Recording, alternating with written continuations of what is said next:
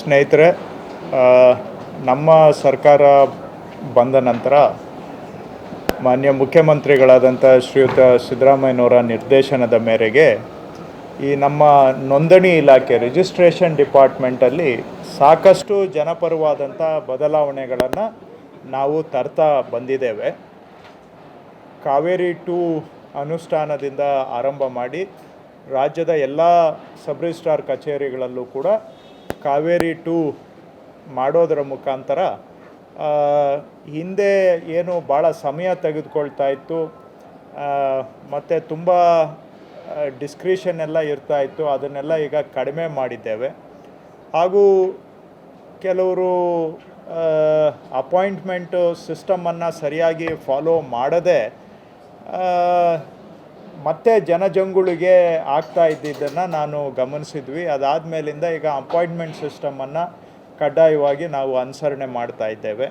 ಹೀಗೆ 4 ಬದಲಾವಣೆಗಳನ್ನು ಈಗಾಗಲೇ ನಾವು ತಗೊಂಡು ಬಂದಿದ್ದೇವೆ. ಅದರ ಮುಂದುವರೆದ ಭಾಗವಾಗಿ ನಾವು ಈ ಸದ್ಯದಲ್ಲಿ ಇನ್ನೂ ಒಂದು 2 ಪರಿಣಾಮಕಾರಿಯಾದಂಥ ಬದಲಾವಣೆಗಳನ್ನು ನೋಂದಣಿ ವ್ಯವಸ್ಥೆಯಲ್ಲಿ ತರ್ತಾ ಇದ್ದೇವೆ. ಅದರಲ್ಲಿ ಮೊದಲನೇದು, ಈಗ ಯಾರ್ದೋ ಆಸ್ತಿಗೆ ಯಾರೋ ಹೋಗಿ ನಕಲಿ ವ್ಯಕ್ತಿತ್ವದ ದಾಖಲೆಗಳನ್ನು ಕೊಟ್ಟು ಫ್ರಾಡ್ಯುಲೆಂಟ್ ಟ್ರಾನ್ಸಾಕ್ಷನ್ಗಳನ್ನು ಮಾಡುವಂಥದ್ದು ನಡೀತಾ ಇದೆ.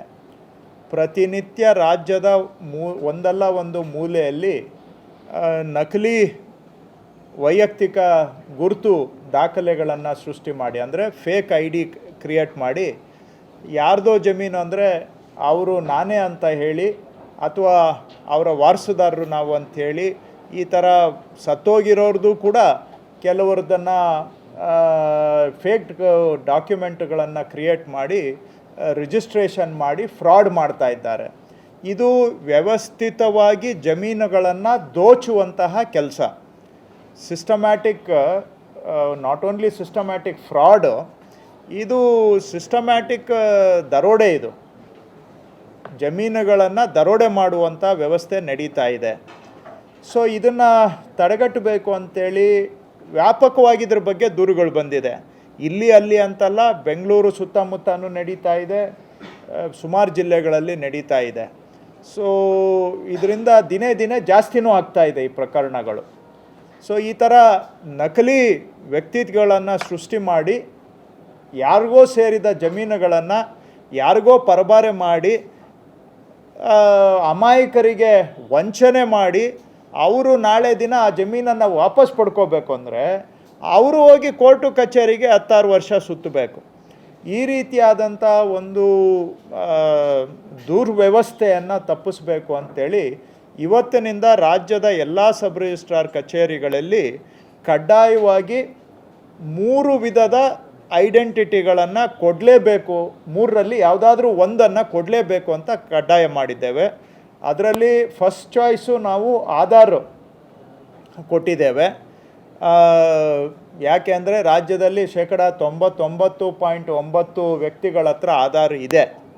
ಯಾರಾದರೂ ಕೆಲವರು ಆಧಾರು ನಮಗೆ ಕೊಡೋಕ್ಕಾಗೋದಿಲ್ಲ ಅಂತೇಳಿದರೆ ಬೇಕಾದರೆ ಅವ್ರಿಗೆ ಆಪ್ಷನ್ ಕೊಟ್ಟಿದ್ದೇವೆ, ಪಾಸ್ಪೋರ್ಟ್ ಕೊಡ್ಬೋದು, ಇಲ್ಲ ಪಾಸ್ಪೋರ್ಟ್ ಕೊಡೋಕ್ಕಾಗಲ್ಲ ಅಂದರೆ ಬೇಕಾದರೆ ಪ್ಯಾನ್ ಕಾರ್ಡ್ ಕೊಡ್ಬೋದು.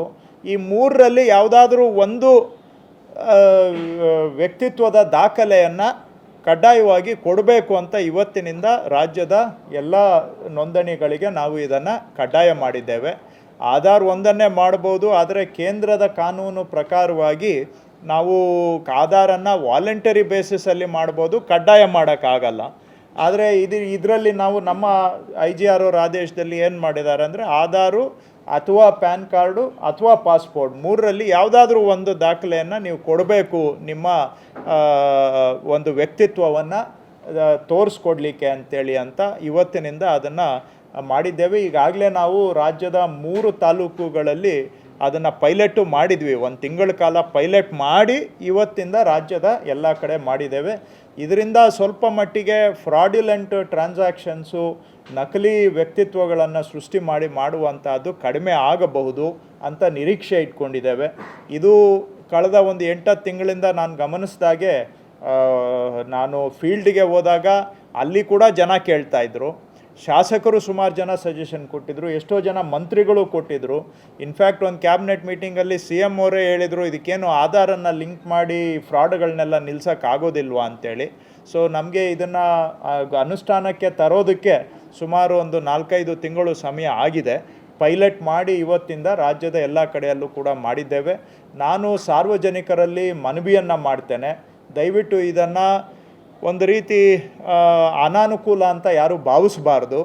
ಜಮೀನಿನ ಮಾಲೀಕತ್ವದ ಸುರಕ್ಷೆಯ ದೃಷ್ಟಿಯಿಂದ ಹಾಗೂ ಈ ವಂಚನೆ ಪ್ರಕರಣಗಳನ್ನು ತಪ್ಪಿಸುವ ಉದ್ದೇಶದಿಂದ ಸಾರ್ವಜನಿಕರು ದಯವಿಟ್ಟು ಆಧಾರ್ ಕಾರ್ಡನ್ನು ಅಥೆಂಟಿಕೇಷನ್ನಿಗೆ ಒಪ್ಪಿ ತಾವು ಸಹಕಾರ ಕೊಡಬೇಕು ಅಂತ ನಾನು ಸಾರ್ವಜನಿಕರಲ್ಲಿ ಮನವಿ ಮಾಡ್ತೇನೆ.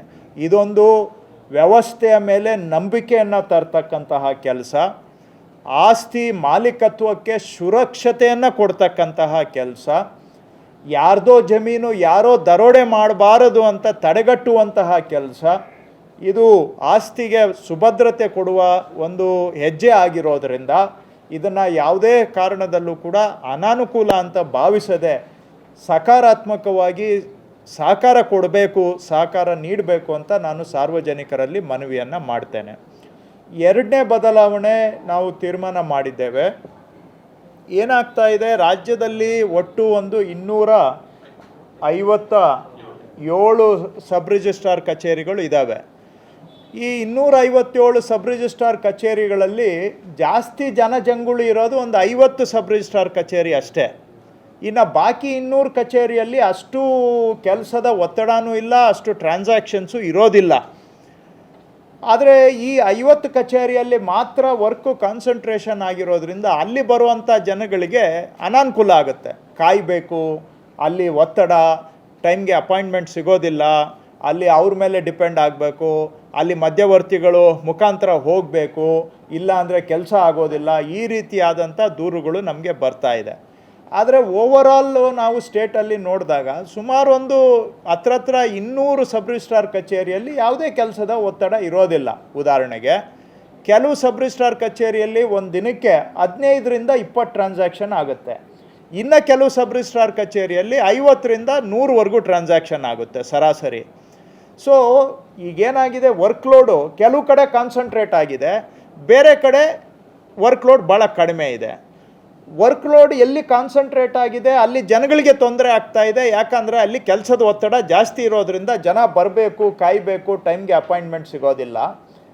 ಕೆಲಸ ಜೊತೆಗೆ ಜನಗಳಿಗೆ ತೊಂದರೆ ಆಗೋದ್ರ ಜೊತೆಗೆ ಅಲ್ಲಿ ಇರುವಂಥ ನಮ್ಮ ಸಿಬ್ಬಂದಿ ಮೇಲೆ ಒತ್ತಡನೂ ಜಾಸ್ತಿ ಇದೆ.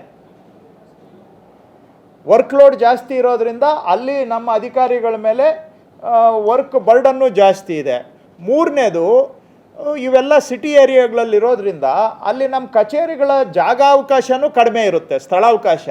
ಬಂದವರಿಗೆ ಕೂತ್ಕೊಳ್ಳೋಕ್ಕೆ ಜಾಗ ಇರಲ್ಲ, ಒಳ್ಳೆ ಟಾಯ್ಲೆಟು ಕೊಡೋಕ್ಕಾಗಲ್ಲ, ಜಾಗ ಇರೋದಿಲ್ಲ. ಬಾಡಿಗೆ ಜಾಗಗಳಲ್ಲೆಲ್ಲ ಅವರು ಚಿಕ್ಕ ಚಿಕ್ಕ ಜಾಗಗಳಲ್ಲಿ ಸಬ್ ರಿಜಿಸ್ಟ್ರಾರ್ ಕಚೇರಿ ನಡೀತಾ ಇದೆ. ಆದರೆ ನಾವು ಸ್ವಲ್ಪ ಒತ್ತಡ ಕಡಿಮೆ ಇರುವಂಥ ಗ್ರಾಮೀಣ ಪ್ರದೇಶದ ಕಚೇರಿಗಳಿಗೆ ಹೋದರೆ ಅಲ್ಲಿ ಎಲ್ಲನೂ ಮೆಜಾರಿಟಿ ಗೌರ್ಮೆಂಟ್ ಆಫೀಸಲ್ಲಿದೆ, ಸಫಿಷಿಯೆಂಟ್ ಸೈಜ್ ಇರುತ್ತೆ, ಅಲ್ಲಿ ಸ್ವಲ್ಪ ಇಷ್ಟು ಕೆಲಸದ ಒತ್ತಡನೂ ಇರೋದಿಲ್ಲ. ಅದಕ್ಕೆ ಈಗ ಅಲ್ಲಿನ ಕೆಲಸಗಳು ಅಲ್ಲಿ ಸಿಬ್ಬಂದಿ ಇದ್ದಾರೆ, ಆದರೆ ಅವ್ರಿಗೆ ಕೆಲಸಕ್ಕೆ ತಕ್ಕಂಗೆ ಕೆಲಸ ಸಿಗ್ತಾ ಇಲ್ಲ, ಅವ್ರಿಗೆ ಸಮಯಕ್ಕೆ ತಕ್ಕಂಗೆ ಕೆಲಸ ಸಿಗ್ತಾ ಇಲ್ಲ.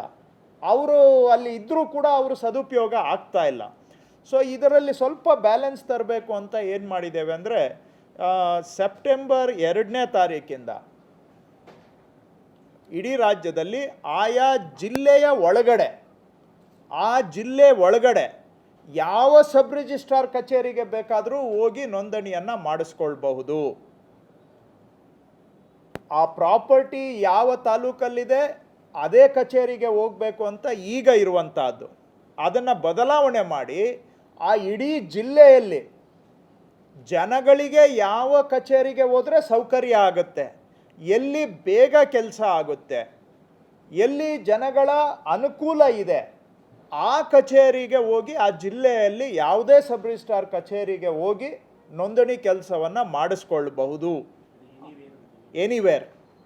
ಸೊ ಇದನ್ನು ಸೆಪ್ಟೆಂಬರ್ 2ನೇ ತಾರೀಕಿಂದ ರಾಜ್ಯದ ಎಲ್ಲ ಜಿಲ್ಲೆಗಳಿಗೂ ನಾವು ವಿಸ್ತರಣೆ ಮಾಡ್ತಾ ಇದ್ದೇವೆ. ಇದನ್ನು ಫೆಬ್ರವರಿ ತಿಂಗಳಲ್ಲಿ ನಾವು ತುಮಕೂರು ಮತ್ತು ಬೆಳಗಾಮಲ್ಲಿ ಪ್ರಯೋಗ ಮಾಡಿದ್ವಿ. ಆ ಪ್ರಯೋಗ ಇಲ್ಲಿವರೆಗೂ ಕೂಡ ಸುಲಲಿತವಾಗಿ ನಡೆದಿದೆ. ಈ ಪ್ರಯೋಗದಿಂದ ಯಾವುದೇ ತೊಂದರೆ ಆಗಿಲ್ಲ. ಸ್ವಲ್ಪ ಅಕ್ಕಪಕ್ಕದ ಸಬ್ ರಿಜಿಸ್ಟ್ರಾರ್ ಆಫೀಸುಗಳಿಗೆ ಸ್ವಲ್ಪ ವರ್ಕ್ಲೋಡ್ ಅಲ್ಲಿಗೆ ಶಿಫ್ಟ್ ಆಗಿದೆ. ಸೊ ಅದರ ಹಿನ್ನೆಲೆಯಲ್ಲಿ ಎಲ್ಲ ಜಿಲ್ಲೆಗಳಿಗೂ ಇದನ್ನು ವಿಸ್ತರಣೆ ಮಾಡ್ತಾ ಇದ್ದೇವೆ. ಸೊ ಆ ಜಿಲ್ಲೆಯ ಒಳಗಡೆ ಯಾವುದೇ ಸಬ್ ರಿಜಿಸ್ಟ್ರಾರ್ ಕಚೇರಿಗೆ ಬೇಕಾದರೂ ಜನಕ್ಕೆ ಅನುಕೂಲ ಇರುವಂಥ ಸಬ್ ರಿಜಿಸ್ಟ್ರಾರ್ ಕಚೇರಿಗೆ ಹೋಗಿ ಎಲ್ಲಿ ಅವರಿಗೆ ಬೇಗ ಕೆಲಸ ಆಗುತ್ತೆ ಅಂಥ ಕಡೆಗೆ ಹೋಗಿ ಅಪಾಯಿಂಟ್ಮೆಂಟನ್ನು ತೆಗೆದುಕೊಂಡು, ಅಪಾಯಿಂಟ್ಮೆಂಟು ಎಲ್ಲ ಆನ್ಲೈನಲ್ಲಿ, ಅವರು ಫಿಸಿಕಲ್ಲಾಗಿ ಹೋಗಬೇಕಾಗಿಲ್ಲ. ಯಾವ ಸಬ್ ರಿಜಿಸ್ಟ್ರಾರ್ ಕಚೇರಿ ಅಂತ ಅವರೇ ಆನ್ಲೈನಲ್ಲಿ ಆಯ್ಕೆ ಮಾಡಿಕೊಂಡು ಅಲ್ಲಿ ಅಪಾಯಿಂಟ್ಮೆಂಟ್ ತೊಗೊಂಡು ಅಪಾಯಿಂಟ್ಮೆಂಟ್ ಸಿಕ್ಕಿದ ದಿನ ಹೋಗಿ ರಿಜಿಸ್ಟ್ರೇಷನನ್ನು ಮಾಡಬಹುದು.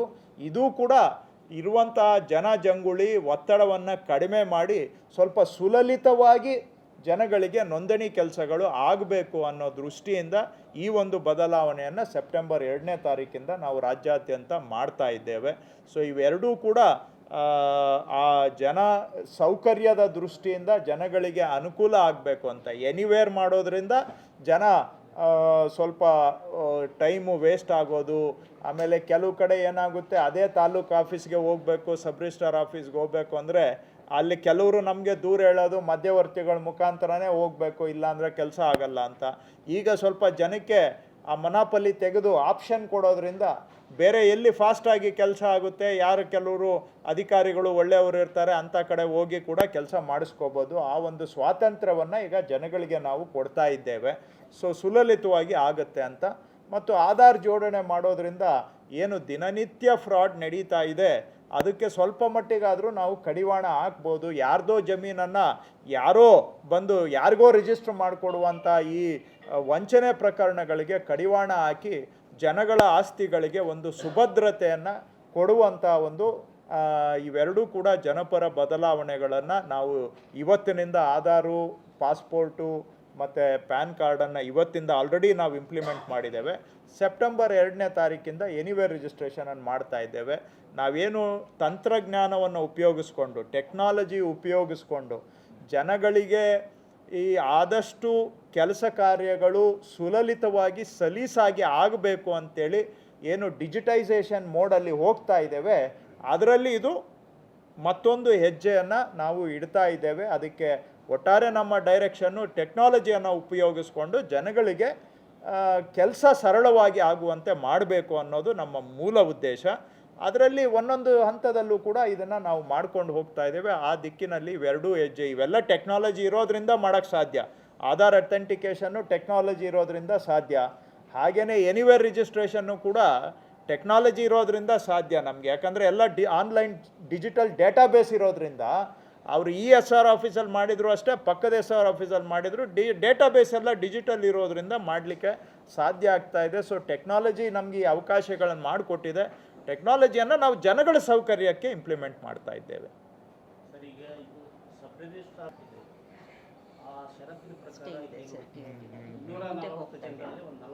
ಹೌದು ಹೌದು ಹೌದು. ಸುತ್ತಲೇ ಬೇಡ, ಒಬ್ಬ ಪ್ರಧಾನ ಕಾರ್ಯದರ್ಶಿ ಬಂದಾಗ ಒಂದೊಂದು ಮಾಡ್ತಾರೆ, ಕಾಯ್ದೆನೇ ಮಾಡಿಬಿಡಿ ಅಂತ ಕೇಳ್ತಾ ಇದ್ದಾರೆ. ಹೌದು, ಈ ವಿಚಾರದಲ್ಲಿ ತಾವೇನು ನೋಡೋಣ. ಕೋರ್ಟಲ್ಲಿ ನಡೀತಾ ಇದೆ ವಿಷಯ. ನಮ್ಮ ಅಭಿಪ್ರಾಯವನ್ನು ನಾವು ಕೋರ್ಟ್ನಲ್ಲಿ ಹೇಳಿದ್ದೇವೆ. KITಯಲ್ಲಿ ನಡೀತಾ ಇದೆ. ಸೊ KITಯವರ ಕೆಲವು ಸಲಹೆ ಮೇರೆಗೆ ಕೆಲವು ಸಣ್ಣ ಪುಟ್ಟ ಬದಲಾವಣೆಗಳಿಗೂ ಕೂಡ ನಾವು ತಯಾರಿದ್ದೇವೆ. ಸೊ ಅದನ್ನು ಕೂಡ KITಗೆ ಸಬ್ಮಿಟ್ ಮಾಡ್ತೇವೆ. ಸೊ ಅಂತಿಮವಾಗಿ KITಯಲ್ಲಿ ಏನು ತೀರ್ಮಾನ ಬರುತ್ತೆ ಅದನ್ನು ನೋಡಿಕೊಂಡು ನಾವು ಮುಂದೆ ಹೆಜ್ಜೆ ಇಡ್ತೇವೆ. ನಾವು KITಯವರು ಆ ರೀತಿಯಾಗಿ ಏನಾದರೂ ಸೂಚನೆ ಕೊಟ್ಟರೆ ಇನ್ನೂ ನ್ಯಾಯಾಲಯ, ಒಟ್ಟಾರೆ ನ್ಯಾಯಾಂಗ ವ್ಯವಸ್ಥೆಯಲ್ಲಿ ಏನು ನಮಗೆ ಸಲಹೆ ಬರುತ್ತೆ ಅದ್ರ ಬಗ್ಗೆ ನಾವು ಮುಕ್ತ ಮನಸ್ಸನ್ನು ಇಟ್ಕೊಂಡಿದ್ದೇವೆ, ಇಲ್ಲ ಅಂತಲ್ಲ. ಆದರೆ ಸದ್ಯಕ್ಕೆ ಈ ರೀತಿ ಮಾಡಬಹುದು ಅನ್ನುವಂಥದ್ದು, ಇದೇನು ಕಾಂಟ್ರರಿ ಟು ಆ್ಯಕ್ಟ್ ಮಾಡಲೇಬೇಕು ಅಂತಲೂ ಏನು ಆ ಥರ ನೆಸೆಸಿಟಿ ಇಲ್ಲ ಅನ್ನೋದು ನಮ್ಮ ಅಭಿಪ್ರಾಯ. ಆದರೆ ಒಂದು ಓಪನ್ ಮೈಂಡ್ ಇಟ್ಕೊಂಡಿದ್ದೇವೆ, ನೋಡೋಣ. ಯಾಕಂದರೆ ಸದ್ಯಕ್ಕೆ ನ್ಯಾಯಾಂಗದಲ್ಲಿ ಇರೋದ್ರಿಂದ ಅದಕ್ಕಿಂತ ನಾನು ಹೆಚ್ಚು ಹೇಳೋಕೆ ಹೋದರೂ ತಪ್ಪಾಗುತ್ತೆ.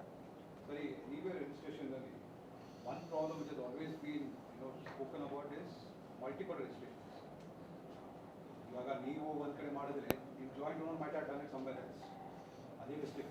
How do you intend to address this kind of ಆ ಥರ ಇಲ್ಲ ನನಗೆ ಸ್ಟ್ಯಾಂಡ್ ಅಲೋನ್ ಆಗಿರ್ತಾ ಇತ್ತು ಹೌದು. ಸರ್ ಅವಾಗ. ಇವಾಗ ಇಲ್ಲ ನೀವು ಹೇಳೋದು ಬೇರೆ ಸಮಸ್ಯೆ ಇದೆ. ಏನಂದರೆ ಕೆಲವರು ಒಂದು ಜಾಗ ಅವರು ಲೇಔಟ್ ಮಾಡಿಬಿಟ್ಟು ಸೈಟ್ಗಳನ್ನು ಮಾರಿರ್ತಾರೆ. ಸೈಟ್ಗಳನ್ನ ಮಾರಿಬಿಟ್ಟು ಏನಾಗುತ್ತೆ, ಆರ್ ಟಿ ಸಿಯಲ್ಲಿ ಅವ್ರದ್ದು ಹಾಗೆ ಜಮೀನು ಲೆಕ್ಕದಲ್ಲಿ ಜಮೀನು ಹಂಗೆ ಇರ್ತದೆ, ಅದನ್ನು ಹೋಗಿ ಸೇಲ್ ಮಾಡಿ ಮಲ್ಟಿಪಲ್ ಟ್ರಾನ್ಸಾಕ್ಷನ್ ಆಗ್ತಾ ಇದೆ. ಅದನ್ನು ನಾವು ಅದಕ್ಕೆ ಬೇರೆ ವ್ಯವಸ್ಥೆಯನ್ನು ಮಾಡ್ತಾ ಇದ್ದೇವೆ ಸದ್ಯದಲ್ಲಿ. ಅದಕ್ಕೂ ಕೂಡ ಇದನ್ನು ಒಂದು 5-6 ತಿಂಗಳಿಂದ ಈ ಮಲ್ಟಿಪಲ್ ರಿಜಿಸ್ಟ್ರೇಷನ್ ಆಗೋದನ್ನು ತಪ್ಪಿಸ್ಬೇಕು ಅಂತೇಳಿ ಮಾಡ್ತಾ ಇದ್ದೇವೆ. ಅದಕ್ಕೆ ಎಲ್ಲ ಒಂದು 8-10 ತಿಂಗಳಿಂದ ಗ್ರೌಂಡ್ ವರ್ಕ್ ಮಾಡಿದ್ದೇವೆ. ಅದನ್ನು ನಿಲ್ಲಿಸೋದಕ್ಕೂ ಕೂಡ ಒಂದು ರೂಟ್ ಹುಡುಕಿದ್ದೇವೆ. Shortly matter of another month, ಒಂದೂವರೆ ತಿಂಗಳಲ್ಲಿ ಅದಕ್ಕೂ ಕೂಡ ಒಂದು ಫಿಕ್ಸ್ ಮಾಡ್ತಾ ಇದ್ದೀವಿ. ಅನುಕೂಲ ಆಗಲ್ಲ ಅಂತೀರ ನೀವು? Anywhere registration is not meant to solve that problem. Anywhere registration is a convenience. That is another type of fraud which is being committed. We are working on that. We will fix that also. But overnight ನಾವು ಅದನ್ನು ಮಾಡಬೇಕಾಗ್ತು. ಈಗ ನೀವು ಕೇಳಿದ್ದಕ್ಕೋಸ್ಕರ ಹೇಳ್ತೀನಿ, ಬೇರೆಯವ್ರಿಗೆಲ್ಲ bore ಆಗುತ್ತೆ.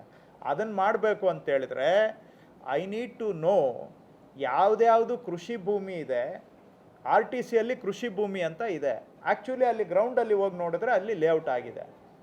First ನಾನು ಇಡೀ ರಾಜ್ಯದಲ್ಲಿ ಆ ಥರ ಎಷ್ಟಾಗಿದೆ ಅಂತ ಗುರುತಿಸ್ಬೇಕು. ಆವಾಗ ಅವುಗಳನ್ನೆಲ್ಲ ನಾನು ಬ್ಲಾಕ್ ಮಾಡ್ಬೋದು. ಈಗ ಆಲ್ರೆಡಿ ನಾನು ರೆವಿನ್ಯೂ ಡಿಪಾರ್ಟ್ಮೆಂಟಿಂದ ಎಕ್ಸರ್ಸೈಸ್ ಮಾಡಿಸ್ತಾ ಇದ್ದೀನಿ. ಸೊ ನಮಗೆ ಇರೋ 4,05,00,000 ಪಾಣಿ ಓನರ್ಸ್ ಪೈಕಿ ಸುಮಾರು ಒಂದು 40 ಲಕ್ಷ ಈ ಥರ ಆಗಿದೆ. ಅವ್ರದ್ದು ಪಾಣಿಯಲ್ಲಿ ನೋಡಿದರೆ ಕೃಷಿ ಭೂಮಿ ಅಂತಿದೆ, ಭೂಮಿ ಅಲ್ಲಿ ಜಾಗದಲ್ಲಿ ನೋಡಿದರೆ ಅವರೆಲ್ಲ ಲೇಔಟ್ ಮಾಡಿದ್ದಾರೆ. ಸೊ ಈ ಥರದ್ದು ಅಕ್ರಮವಾಗಿ ಮಾಡಿದ್ದಾರೆ. ಸೊ ಈಗ ಅವೆಲ್ಲ ನಾನು ಲಿಸ್ಟ್ ಮಾಡಿಸಿದ್ದೇನೆ. ಬಹುಶಃ ಇನ್ನೊಂದು 10-15 ದಿನದಲ್ಲಿ ಆ ಲಿಸ್ಟ್ ಕೆಲಸ ಕಂಪ್ಲೀಟ್ ಆಗುತ್ತೆ. ಅದಾದಮೇಲೆ ಏನು ಮಾಡ್ತೇನೆ, ಯಾರ್ಯಾರು ಅಲ್ಲಿ ಅಕ್ರಮ ಲೇಔಟ್ ಆಗಿದೆ ಅವೆಲ್ಲವೂ ಕೂಡ ಬಡಾವಣೆ ಆಗಿದೆ ಅಂತ ನಾನು ಎಂಟ್ರ್ ಮಾಡ್ತೀನಿ ಆರ್ ಟಿ ಸಿಯಲ್ಲಿ ಡಿಜಿಟಲ್ ಆಗಿ. ಆವಾಗ ಅವ್ರು ಏನಿದ್ರು ಸೈಟ್ ಲೆಕ್ಕದಲ್ಲಿ ಮಾರಾಟ ಮಾಡ್ಬೋದು, ಬಿಟ್ಟರೆ not on the R T ಸಿಯಲ್ಲಿ ಮಾರಾಟ ಆಗೋಕ್ಕಾಗಲ್ಲ. ಸೊ ಇಷ್ಟು ಮಾಡಬೇಕಾದ್ರೆ ನನಗೆ 10 ತಿಂಗಳು ಟೈಮ್ ತಗೋ. ಈಗ ನಾನು 1 ನಿಮಿಷದಲ್ಲಿ ಏನು ಹೇಳಿದ್ನಲ್ಲ, ದೇಶದಲ್ಲಿ ಯಾರೂ ಮಾಡಿಲ್ಲ. ಆದರೆ ನಾವು ಇದನ್ನೆಲ್ಲ ನಮ್ಮ ಅಧಿಕಾರಿಗಳು ಏನೇನೋ ಮಾಡಿ ಪ್ಲ್ಯಾನ್ ಹಾಕಿ ಎಲ್ಲ ಮಾಡಿ ಹೆಂಗೆ ಮಾಡ್ಬೋದು ಇದನ್ನು ಅಂತ ಮಾಡಿ ಐಡಿಯಾ ಮಾಡಿ ಇಂಪ್ಲಿಮೆಂಟೇಷನ್ ಮಾಡೋಕ್ಕೆ 10 ತಿಂಗಳಾಗಿದೆ. ಇನ್ನೂ ನಾನು ಫೈನಲ್ ಸ್ಟೇಜ್ ಮುಟ್ಟಿಲ್ಲ, ಇನ್ನೂ 1 ತಿಂಗಳಾದರೂ ಬೇಕು. But we are aware of the problem, we are fixing it. But ನಾವು ಒಂದು ಸಣ್ಣ ಕೆಲಸ ಮಾಡಬೇಕು ಅಂದರೂ ಹಿಂದ್ಗಡೆ ನಾನು 100 ಆ್ಯಂಗಲಲ್ಲಿ ಯೋಚನೆ ಮಾಡಬೇಕು. ನಾಳೆ ಯಾರಿಗೋ ತೊಂದರೆ ಆಗಬಾರ್ದು, ಅವೆಲ್ಲ ಯೋಚನೆ ಮಾಡಬೇಕು. ಬಟ್ ನೀವು ಹೇಳಿ Right. But the problem is here. You will be doing one registration in the same site in one with a different PAN. ಇಲ್ಲ ಕಾಮನ್ ಡೇಟಾಬೇಸ್ ಕಾಮನ್ ಅಲ್ವಾ? Database ನೀವು ಅಪ್ಡೇಟ್ ಮಾಡೋಕ್ಕೆ ಇಲ್ಲ ಇಟ್ಸ್ ಆಲ್ ಇನ್ಸ್ಟೆಂಟ್. ಇಲ್ಲ, ಆ ಥರ ಆಗಲ್ಲ. ಆ ಥರ ದಟ್ ಕನ್ಸರ್ನ್ ಇಲ್ಲ. To the best of my knowledge you need not have that concern. That problem is not there because it is all real time, online ಇರೋದ್ರಿಂದ, ಸೆಂಟ್ರಲ್ ಸರ್ವರ್ ಇರೋದ್ರಿಂದ, and it's a real time operation. So ಆ ಥರ ಮಾಡೋಕ್ಕಾಗೋದಿಲ್ಲ.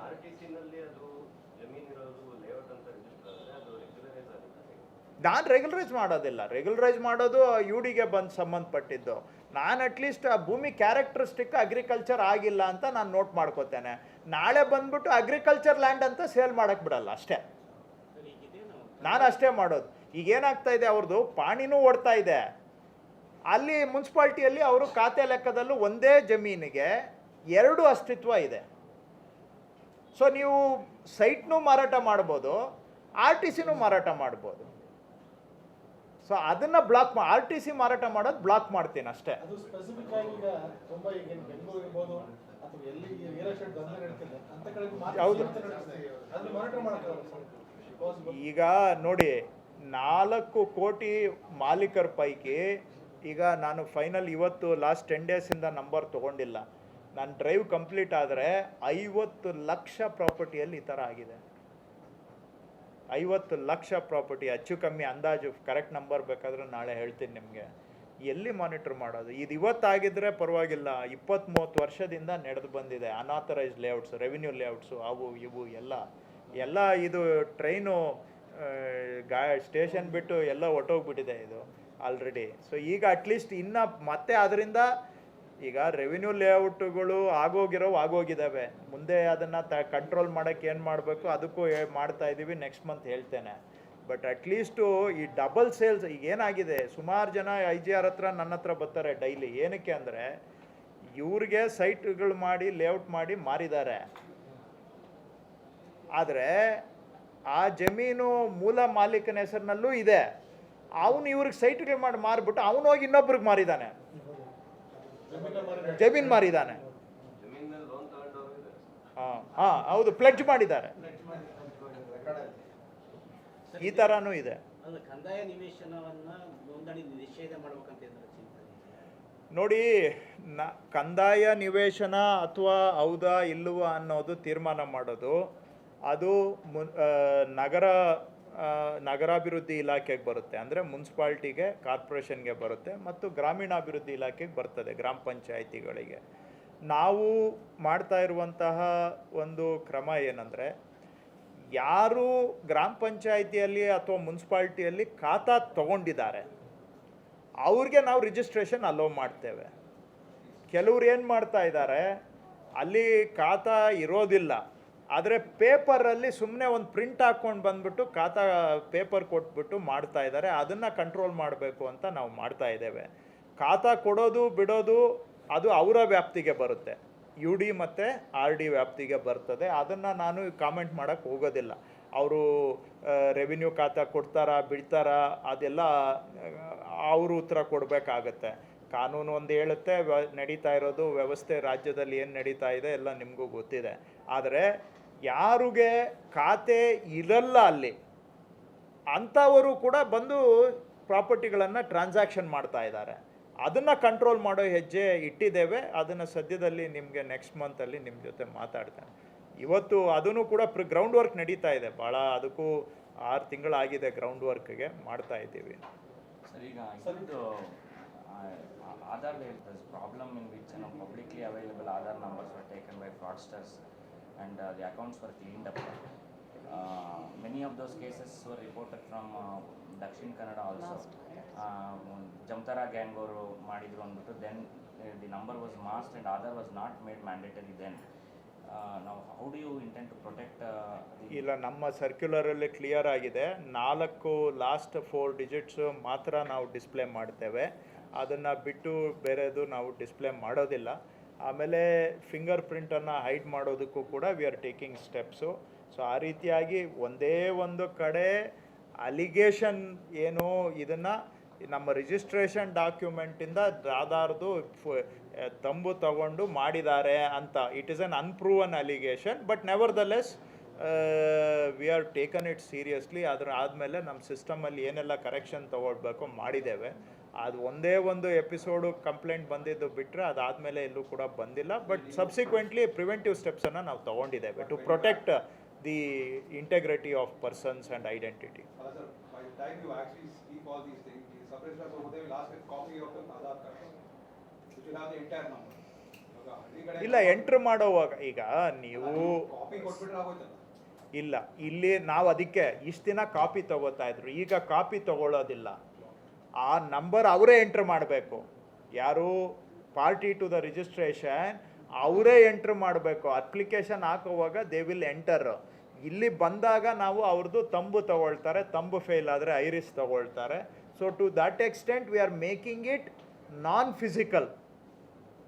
So authentication ನಾವು ಮಾಡ್ತೇವೆ based on ಈಗ first ನಾನು ಒಂದು ಡಾಕ್ಯುಮೆಂಟ್ಗೆ ರಿಜಿಸ್ಟ್ರೇಷನ್ ಪರ್ಪಸ್ಗೆ ನಾನು ಅಪ್ಲೈ ಮಾಡಿದಾಗ ನನಗೆ I have to enter my Aadhaar number to apply.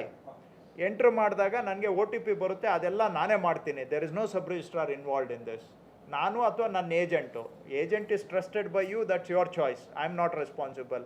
ನಾನು ಸಿಟಿಸನ್ ಲಾಗಿನ್ ಕೊಟ್ಟಿದ್ದೇನೆ, you can do it, you can dispense with the agent. So ಅದು ನಿಮಗೆ ಬಿಟ್ಟಿದ್ದು. ಸೆಕೆಂಡ್ ಸ್ಟೇಜು, ನೀವು ನಮ್ಮ ಆಫೀಸ್ಗೆ ಬಂದಾಗ ಅಲ್ಲಿ ನಾವು ನಿಮಗೆ ತಂಬು ಕೇಳ್ತೇವೆ, ಅದು ಮ್ಯಾಚ್ ಆಗಿ ಸಿಸ್ಟಮ್ ಮೇಲೆ ಕ್ವೆರಿ ರನ್ ಆಗುತ್ತೆ. ಮ್ಯಾಚ್ ಆದರೆ we accept and move forward. So there is no, we don't need ಇಷ್ಟು ದಿನ ಬರೀ ಕಾರ್ಡನ್ನು ನಾವು ನೋಡ್ತಾ ಇದ್ವಿ. ಕಾರ್ಡನ್ನೇ ಈಗ ಏನು ಮಾಡ್ತಾಯಿದ್ರು, ಫ್ರಾಡ್ ಮಾಡ್ಕೊಂಡು ಬಂದು ಯಾರ್ದೋ ಹೆಸರು ಯಾವುದೋ ನಂಬರು ಒಂದು ಫೋಟೋ ಅದಕ್ಕೆ ಅಂಟಿಸ್ಬಿಟ್ಟು ಫಿಸಿಕಲ್ ಆಗಿ ಫ್ರಾಡ್ ನಡೀತಾ ಇತ್ತು. That was easy. ಆಧಾರ್ ಕೊಟ್ಟಿದ್ದಾರೆ, ಇವರೆಲ್ಲ ಫ್ರಾಡ್ ಮಾಡಿರೋರೆಲ್ಲ ಆಧಾರ್ ಕೊಟ್ಟಿದ್ದಾರೆ, ಬಟ್ ಫೇಕ್ ಕೊಟ್ಟಿದ್ದಾರೆ.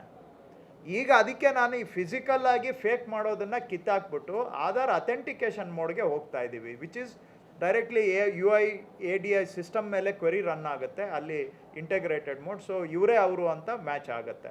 ತಮ್ಮ ಕೊಟ್ಟಾಗ ಎಸ್ OTP ನಿಮ್ಮ ಮೊಬೈಲ್ಗೆ ಬರುತ್ತೆ. ಸೊ ನೆಕ್ಸ್ಟ್ ನಮ್ಮ ಆಫೀಸ್ಗೆ ಬಂದಾಗ ತಮ್ಮ ಕೊಡ್ತೀರಿ, ಪಾಸ್ ಆದರೆ ಅಲ್ಲಿಗೆ ಯು ಆರ್ ದ ಪರ್ಸನ್ ಅಂತ. ನನಗೆ ಉಳಿದಿದ್ದು ಯಾವುದು ಡೀಟೇಲ್ಸ್ ಬೇಕಾಗಿಲ್ಲ. What happens if passport or PAN ಕೊಡ್ಬೇಕಾದ್ರೆ? ಆವಾಗ ನಾವು ಫಿಸಿಕಲ್ ಆಗಿನೇ ಮಾಡಬೇಕಾಗುತ್ತೆ. ನೋ, ನಾನೀಗ ಆಧಾರ್ ಮ್ಯಾಂಡೇಟ್ರಿ ಮಾಡೋದಕ್ಕೆ I can request central government, but it is act of parliament. So since I do not have that power, I have given the option. So ಅವರು ಮಾಡಿದರೆ, mandatory ಮಾಡಿದರೆ, I will be very happy. KT ಯಲ್ಲಿದೆ ಸದ್ಯಕ್ಕೆ matter.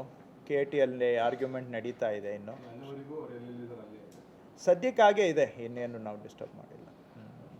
So Aadhaar is not mandatory. ಈಗ property address ಬೇರೆ ಇರ್ತದೆ, passport ಇರ್ತದೆ. ಅಡ್ರೆಸ್ಸಿಗೆ ನಾವು ಆಧಾರ್ ಕಾರ್ಡ್ ಮ್ಯಾಚ್ ಮಾಡಲ್ಲ, because you can own property anywhere in India. ನೀವು ಇರೋ ಕಡೆ ಇಲ್ಲ, ಐಡೆಂಟಿಫಿಕೇಶನ್ ಅಷ್ಟೇ, ವ್ಯಕ್ತಿಯ ಗುರುತಿಗೆ, not for property identification. Sir, ಅದು ಬೆಂಗಳೂರು ನೀವು ಆಸ್ತಿನ ಎಲ್ಲ ನೋಂದಣಿ ಮಾಡ್ಬೋದು ಅಂತ ಹೇಳಿ, ಈ ಬೆಂಗಳೂರು ನಗರ ಜಿಲ್ಲೆಯಲ್ಲಿ ನೀವು ಎಲ್ಲ ಕಡೆ ಮೋಸ್ಟ್ ಆಫ್ ಇದೆ, ಆಲ್ರೆಡಿ ಇದೆ. ಅದನ್ನು ಏನು ಮಾಡ್ತೀರಿ ಸರ್? ಇಲ್ಲ, ಸದ್ಯಕ್ಕೆ ಬೆಂಗಳೂರಲ್ಲಿ ಏನು ಆಲ್ಟರ್ನೇಟ್ ಇಲ್ಲ. ಯಾಕಂದರೆ ಬೆಂಗಳೂರಲ್ಲಿ 5 ಜಿಲ್ಲೆಗಳನ್ನಾಗಿ ಡಿವೈಡ್ ಮಾಡಿದ್ದಾರೆ ರಿಜಿಸ್ಟ್ರೇಷನ್ ಪರ್ಪಸ್ಸಿಗೆ. 5 ಜಿಲ್ಲೆ ಇದೆ. ಸೊ 5 ಜಿಲ್ಲೆ ಒಳಗಡೆ ಎಲ್ಲಿ ಬೇಕಾದರೂ ಅವರು ಒಟ್ಟು ಒಂದೊಂದು ಜಿಲ್ಲೆ ಒಳಗಡೆ 6, 7, 8 ಸಬ್ ರಿಜಿಸ್ಟ್ರಾರ್ ಆಫೀಸ್ ಇದೆ. ಅಲ್ಲಿ ಎಲ್ಲಿ ಬೇಕಾದರೂ ಹೋಗಿ ಅವ್ರು ಮಾಡ್ಕೋಬೋದು ವಿತಿನ್ ದಟ್ ಡಿಸ್ಟ್ರಿಕ್ಟ್. ಸೊ ಸದ್ಯಕ್ಕೆ ಬ್ಯಾಂಗ್ಳೂರಲ್ಲಿ ಏನು ಚೇಂಜ್ ಮಾಡ್ತಾ ಇಲ್ಲ, ಈ ಸಿಸ್ಟಮ್ ಮೊದಲಿಂದನೂ ಇದೆ. ನೋಡೋಣ ಮುಂದೆ ಬ್ಯಾಂಗ್ಳೂರಲ್ಲಿ ಇಡೀ ಬ್ಯಾಂಗ್ಳೂರು ಒಂದು ಮಾಡ್ಬೋದಾ ಅಂತ. ಇದೆಲ್ಲ ಆಗಲಿ. ಈಗ ಫಸ್ಟು ಬ್ಯಾಂಗ್ಳೂರಲ್ಲಿ ಒಂದು ಸ್ಟೇಜ್ಗೆ ಮಾಡಿದ್ದೀವಿ, ನೆಕ್ಸ್ಟ್ ಈಗ ರೂರಲ್ ಏರಿಯಾ ಮಾಡಿಬಿಟ್ಟು ಅದರ ಅನುಭವದ ಮೇಲೆ ಇಡೀ ಬೆಂಗಳೂರು BMRD ಆಗಿ ಮಾಡ್ಬೋದಾ ಅಂತ ನೆಕ್ಸ್ಟ್ ಯೋಚನೆ ಮಾಡ್ತೀವಿ. ಯಾಕಂದರೆ ಸ್ಟೆಪ್ ಬೈ ಸ್ಟೆಪ್ ಹೋಗಬೇಕು. ಸುಮ್ಮನೆ ನಾವು ಡ್ರಾಸ್ಟಿಕ್ ಆಗಿ ಹೋದರೂ ಕೂಡ ಏನೇನೋ ಸಾಧಕ ಬಾಧಕ ಇರ್ತದೆ. ಕೊನೆಗೆ ಫೈನಲ್ ಸ್ಟೇಜು ಗೊತ್ತಿಲ್ಲ, ಸ್ಟೇಜ್ ಮುಟ್ಟೋಕ್ಕಾಗುತ್ತೋ ಇಲ್ವೋ, ಬಟ್ ನಮ್ಮದು ಒಂದು ಫೈನಲ್ ಸ್ಟೇಜ್ ಅಂದರೆ ಇಡೀ ಸ್ಟೇಟ್ ಶುಡ್ ಬಿ 1 ಯೂನಿಟ್ ಅನ್ನುವಂಥದ್ದು. ನೋಡೋಣ, ಅದು ನಾನು ಈಗ ಏನು ಮಾತಾಡೋಕ್ಕೆ ಹೋಗಲ್ಲ, ಅದೆಲ್ಲ ಬರೀ ನೀವು ಬೇರೆ ಕಡೆ ಮಾಡೋಕ್ಕಿಂತ ಮೊದಲು ಬೆಂಗಳೂರು ಇಂಟ್ರೊಡ್ಯೂಸ್ ಮಾಡಿ ನಂತರ ಬೇರೆ ಕಡೆ ಬೆಂಗಳೂರಲ್ಲಿ ಸ್ವಲ್ಪ ಮಟ್ಟಿಗೆ ಇದೆ, ಸ್ವಲ್ಪ ಮಟ್ಟಿಗೆ ಇದೆ. ಬೆಂಗಳೂರಲ್ಲೇ ಮಿಸ್ಯೂಸ್ ಆಗಿದೆ. Agents were there inside the offices, ಒಳಗೆ ಕೂತ್ಕೊಂಡಿರ್ತಾರೆ ಈ ಏಜೆಂಟ್ಸ್ ಎಲ್ಲ.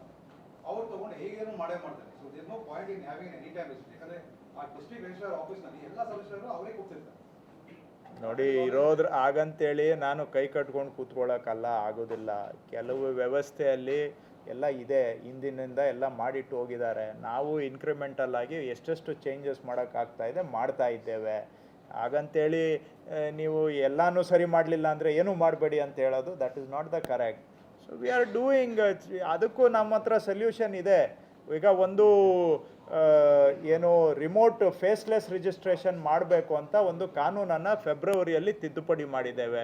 ಅದರ ಉದ್ದೇಶ ಏನಂದರೆ, ಯಾವುದು ಅಧಿಕೃತ ಸಂಸ್ಥೆಗಳಿದ್ದಾವೆ, ಉದಾಹರಣೆಗೆ BDA, ಹೌಸಿಂಗ್ ಬೋರ್ಡು ಅಂಥ ಕಡೆ, ಅಥವಾ ಇನ್ನೂ ಒಂದು ಹೆಜ್ಜೆ ಮುಂದಕ್ಕೆ ಹೋಗಿ ಸೆಕೆಂಡ್ ಫೇಸಲ್ಲಿ ರೇರಾ ರಿಜಿಸ್ಟರ್ಡು ಪ್ರಾಪರ್ಟೀಸ್, ಅವರು ರಿಜಿಸ್ಟ್ರೇಷನ್ಗೆ ನಮ್ಮ ಕಚೇರಿಗೆ ಬರೋದೇ ಬೇಕಾಗಿಲ್ಲ, ಅವ್ರ ಕಚೇರಿಗಳಲ್ಲೇ ರಿಜಿಸ್ಟ್ರೇಷನ್ ಮಾಡೋ ಥರ ಒಂದು ಕಾನೂನಿಗೆ ತಿದ್ದುಪಡಿಯನ್ನು ನಾವು ಮಾಡಿದ್ದೇವೆ. ಈ ಸಿಸ್ಟಮ್ಮು ಮಹಾರಾಷ್ಟ್ರ ಮತ್ತು ಮಧ್ಯಪ್ರದೇಶಲ್ಲಿ ಆಲ್ರೆಡಿ ಜಾರಿ ಮಾಡಿದ್ದಾರೆ. ಸೊ ಇದನ್ನು ರಿಮೋಟ್ ರಿಜಿಸ್ಟ್ರೇಷನ್ ನಮ್ಮ ಕಚೇರಿಗೆ ಬರೋ ಅವಶ್ಯಕತೆಯೇ ಇರೋದಿಲ್ಲ. ಪ್ಲಸ್ ಬ್ಯಾಂಕಲ್ಲಿ ಪ್ಲೆಡ್ಜ್ಗೂ ಕೂಡ ಈಗ ಜನ ನಮ್ಮ ಕಚೇರಿಗೆ ಬರಬೇಕು. ಓವರಾಲ್ ಟ್ರಾನ್ಸಾಕ್ಷನ್ ನೋಡಿದರೆ ನಮ್ಮದು ರಾಜ್ಯದಲ್ಲಿ 30% ನಮ್ಮ ಕಚೇರಿಗಳಿಗೆ ಪ್ಲೆಡ್ಜ್ಗೋಸ್ಕರ ಬರ್ತಾ ಇದ್ದಾರೆ. 30% of the transactions mortgage and ಪ್ಲೆಡ್ಜ್ಗೆ ಬರ್ತಾ ಇದ್ದಾರೆ. ಸೊ ಅದನ್ನು ಕೂಡ ನ್ಯಾಷನಲೈಸ್ಡ್ ಬ್ಯಾಂಕ್ಸ್ಗೆ ಅವ್ರಿಗೆ ಕೊಡೋ ಥರ ಒಂದು ಕಾನೂನು ತಿದ್ದುಪಡಿ ಮಾಡಿದ್ದೇವೆ. ಸೊ ಫೆಬ್ರವರಿಯಲ್ಲೇ ಮಾಡಿದ್ದೇವೆ. ಈಗ ಇಂಪ್ಲಿಮೆಂಟ್ ಮಾಡಬೇಕಾಗಿತ್ತು, ಆದರೆ ರಾಜ್ಯಪಾಲರು ಅದನ್ನು ಒಪ್ಪದಿರ ಇಟ್ಕೊಂಡು ಕೂತಿದ್ದಾರೆ, ತಿರಸ್ಕಾರ ಮಾಡಿದ್ದಾರೆ. ಒಂದು ಬಾರಿ ತಿರಸ್ಕಾರ ಮಾಡಿದ್ರು, ಅದಕ್ಕೆ ರಿಪ್ಲೈ ಕೊಟ್ಟಿದ್ದೀವಿ. 2ನೇ ಬಾರಿಗೂ ಕೂಡ ತಿರಸ್ಕಾರ ಮಾಡಿದ್ದಾರೆ. ಈಗ ಇದೆಲ್ಲ ಜನಪರವಾಗಿ ನಾವು ಮಾಡ್ತಾ ಇರೋ ಹೆಜ್ಜೆ. ಅವರ ರಾಜ್ಯ ಮಧ್ಯಪ್ರದೇಶಲ್ಲೇ ಇಂಪ್ಲಿಮೆಂಟೇಷನ್ ಆಗಿದೆ, ಮಹಾರಾಷ್ಟ್ರದಲ್ಲಿ ಆಗಿದೆ. ಇದು ಬಂದರೆ ನೀವು ಹೇಳಿದ ಸಮಸ್ಯೆಗೆ ಪರಿಹಾರ ಸಿಗುತ್ತೆ. ನೀವು ಕಚೇರಿಗೆ ಬರಬೇಕು ಅಂದರೆ ನಮ್ಮ ಜುಟ್ಟು ಅವ್ರ ಕೈಗೆ ಸಿಗುತ್ತೆ. ನಾವೀಗ ಕಚೇರಿಗೆ ಬರುವ ಅವಶ್ಯಕತೆ ತೀರಾ ಅಲ್ಲಿ ನಮಗೆ ಇಲ್ಲ ಬರಲೇಬೇಕು ಅನ್ನುವಂಥ ವಿಷಯಗಳಿಗೆ ಬಿಟ್ಟು ಅನಗತ್ಯವಾಗಿರೋದಕ್ಕೋಸ್ಕರ ನಮಗೆ ಕಚೇರಿಗೆ ಬರೋ ಅವಶ್ಯಕತೆಯನ್ನು ತೆಗೆದಾಕಿ ರಿಮೋಟಾಗಿ ಫೇಸ್ಲೆಸ್ ಆಗಿ ಮಾಡಬೇಕು ಅಂತ ಕಾನೂನು ತಿದ್ದುಪಡಿ ಮಾಡಿದ್ದೇವೆ. ಇಂಪ್ಲಿಮೆಂಟೇಷನ್ಗೆ ನಮ್ಮ ಹತ್ರ ಸಿಸ್ಟಮು ರೆಡಿ ಮಾಡ್ಕೊಂಡಿದ್ದಾರೆ IGR ಅವರು. ಈಗ ಗವರ್ನರ್ ಆ ಬಿಲ್ಲಿಗೆ ಕನ್ಸೆಂಟ್ ಕೊಟ್ಟರೆ ನಾವು ಇಂಪ್ಲಿಮೆಂಟ್ ಮಾಡ್ತೇವೆ. ನೀವು ಹೇಳಿದ ಸಮಸ್ಯೆಗೆ ಪರಿಹಾರ ಆಗುತ್ತೆ. ಈಗ ಹಾಗಾದರೆ ಇದು ತಡ ಮಾಡ್ತಾ ಇರೋದಕ್ಕೆ ಬಹುಶಃ ನೀವು ಯಾರು ಹೇಳ್ತಾ ಇದ್ದೀರಾ ಅವರು ಇದರಿಂದ ಇದ್ದಾರಾ ಅಂತ ನಾನು ನಿಮಗೆ ಕೇಳಬೇಕು. ಹಾಂ, ಯಾರು ಈಗ ಯಾರು ಅಲ್ಲ, ನಿಮ್ಮಿಂದೆ ಅಲ್ಲ, ನೀವು ಯಾರನ್ನ ಹೇಳಿದ್ರಲ್ಲ ಯಾರು ಈಗ ನಡೆಸ್ತಾ ಇದ್ದಾರೆ ಅಂತ ಅವರು ಇದರಿಂದ ಇದ್ದಾರಾ ಅಂತ, ಅದಕ್ಕೆ ಯಾರು ಉತ್ತರ ಕೊಡೋರು? ಹೇಳಿ. ಈಗ ಅವರು ಗವರ್ನರ್ ಅವರು ಇದಕ್ಕೆ ಒಪ್ಪಿಗೆ ಕೊಟ್ಟರೆ it is A utterly pro people measure. So then what are the objections that he has sought clarification? ಕೇಳಿದ್ದಕ್ಕೆಲ್ಲ ಉತ್ತರ ಕೊಟ್ಟಿದ್ದೀವಿ. ಮಹಾರಾಷ್ಟ್ರದಲ್ಲಿ ಇಂಪ್ಲಿಮೆಂಟ್ ಮಾಡಿದ್ದಾರೆ, ಅವ್ರ ರಾಜ್ಯ ಮಧ್ಯಪ್ರದೇಶಲ್ಲಿ ಇಂಪ್ಲಿಮೆಂಟ್ ಆಗಿದೆ. ಗವರ್ಮೆಂಟ್ ಆಫ್ ಇಂಡಿಯಾ ಇನ್ಸೆಂಟಿವ್ ಸ್ಕೀಮಲ್ಲಿ ಹಾಕಿ ಗೌರ್ಮೆಂಟ್ ಆಫ್ ಇಂಡಿಯಾದವರು ಇದನ್ನು ಮಾಡಬೇಕು ಅಂತ ರೆಕಮೆಂಡ್ ಮಾಡಿದ್ದಾರೆ. ಮಾಡಿದರೆ ನಿಮಗೆ ಇನ್ಸೆಂಟಿವ್ ಕೊಡ್ತೀವಿ ಅಂತ ದುಡ್ಡು ಕೊಡ್ತೀವಿ ಅಂತ ಹೇಳಿದ್ದಾರೆ. ಏನು ಮಾಡಿ ನೋಡಿ ಸರ್, ರಿಪ್ಲೈ ಕೊಟ್ಟಿದ್ದೀವಿ. ಇಲ್ಲಿ ಎಲ್ಲ ನಮ್ಮದೇ ಫೇಲ್ಯೂರು ಅಂತ ಹೇಳಿದರೆ ನೀವು ಅದೇ ವಾದ ಆದರೆ ನನಗೆ ಅದಕ್ಕೆ ಉತ್ತರ ಇಲ್ಲ. ಒಂದ್ಸತಿ ರಿಜೆಕ್ಟ್ ಆಗಿ ಬಂದಿದೆ. ಈಗ 40 ಪೇಜ್ ಉತ್ತರ ಬರೆದು ಕಳಿಸ್ತಾ ಇದ್ದೀವಿ.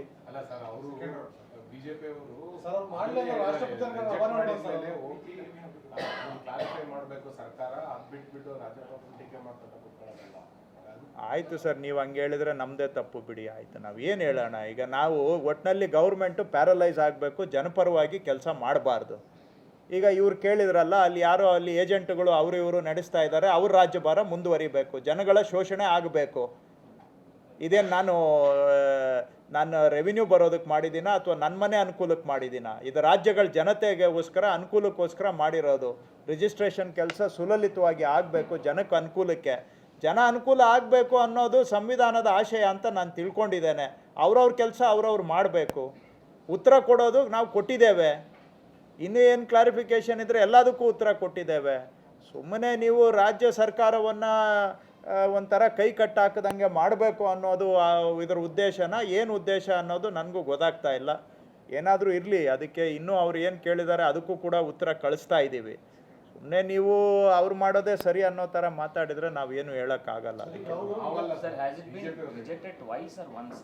Once rejected, twice it is going. Second time it's going now. It's going now. Yes. ಇದು ಪ್ರೋ ಪೀಪಲ್ ಮೆಷರ್. ಮಹಾರಾಷ್ಟ್ರಲ್ಲಿ ಮಾಡಿದ್ದಾರೆ, ಮಧ್ಯಪ್ರದೇಶಲ್ಲಿ ಮಾಡಿದ್ದಾರೆ. ನೀವು ಹೇಳಿದ ಸಮಸ್ಯೆಗೆ ಪರಿಹಾರ ಆಗುತ್ತೆ. Central government has recommended, not only ಬರೀ ಬಾಯ್ ಮಾತನಲ್ಲ, ಇಂಪ್ಲಿಮೆಂಟ್ ಮಾಡಿದರೆ will give you money as an incentive ಅಂತ. ಕಂಪ್ಲೈನ್ಸ್ ಕೊಡಿ ಅಂತೇಳಿ. ಇದು ಕಂಪ್ಲೈನ್ಸ್ ಕೊಟ್ಟರೆ ನಮಗೊಂದು ಸ್ವಲ್ಪ ಪುಕ್ಸಟ್ಟೆ ದುಡ್ಡು ಬರ್ತದೆ ರಾಜ್ಯಕ್ಕೆ. What central government is recommending, what Maharashtra and Madhya Pradesh already implemented. ಇವರು ಕೇಸ್ ಸ್ಟಡಿ ಕೊಡಿ ಅಂತ ಕೇಳಿದರೆ ನಾನು ಎಲ್ಲಿಂದ ನಾನು ಗೌರ್ಮೆಂಟ್ ನಡೆಸ್ಲನ ಕೇಸ್ ಸ್ಟಡೀಸ್? ನಾನೇನು I am professor case study ತೊಗೊಂಬರೋಕ್ಕೆ?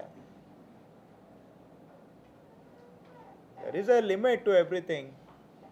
V have to work in public interest, not private interest. R